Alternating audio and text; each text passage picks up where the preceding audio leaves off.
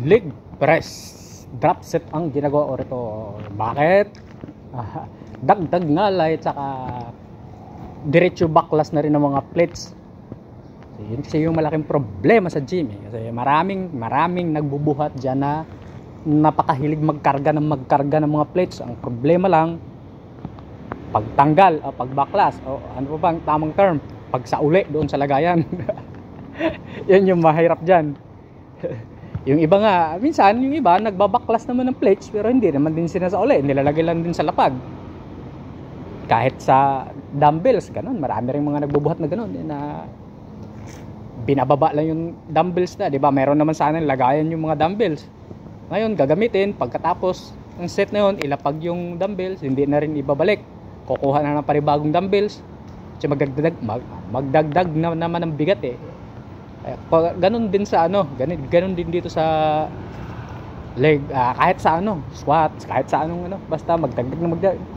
Siguro mga nasa 30% lang yung mga tao doon na mahilig magbalik ng mga gamit. Yun yung malaking problema sa sa gym eh.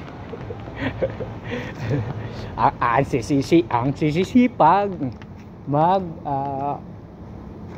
maglagay ng mga plates pero kakatamad-tamad naman magbalik. Yun yung malaking problema.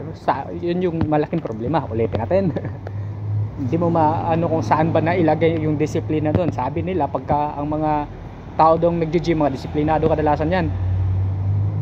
Hindi. Pag sinabi kasi yung disiplina, parang general term na yan eh. Disiplina sa kain, disiplina sa tulog, ano pa ba? Pag-iwas sa bisyo, yun na rin yun. So malaking kalukuhan. Pupunta ka sa gym para magiging physically fit tapos bisyoso ka. Paano nangyari yun? Parang hindi nagka-align.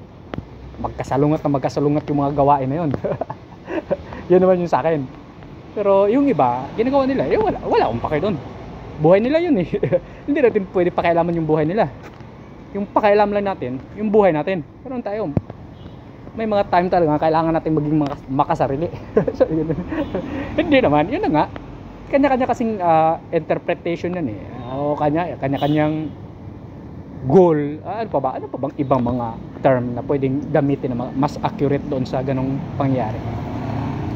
Yun na nga rin. Sa tingin ko goal na lang talaga siguro. Ayun na nga. Kaya nga napunta rin ako sa gym kasi nga gusto ko makaiwas sa inom.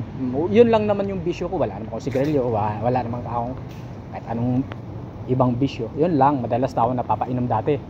Tapos pag nainom ako, hindi rin ako iinom ng tamang inom lang.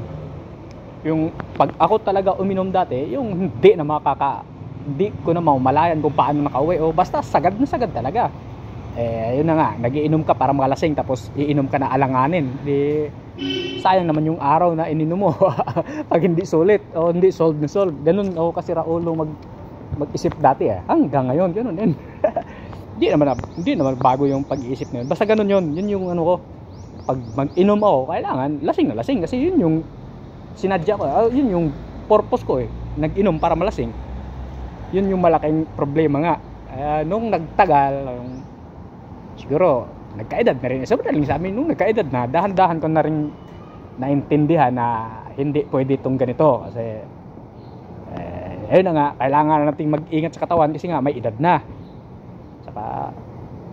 Saka ko naisipan talagang baguhin ko na yung lifestyle ko kasi hindi na po pwede talaga ganito lang lagi kasi paano na nga nagkakaedad na tayo pahina na ng pahina yung katawan natin tapos abusuhin pa paano na.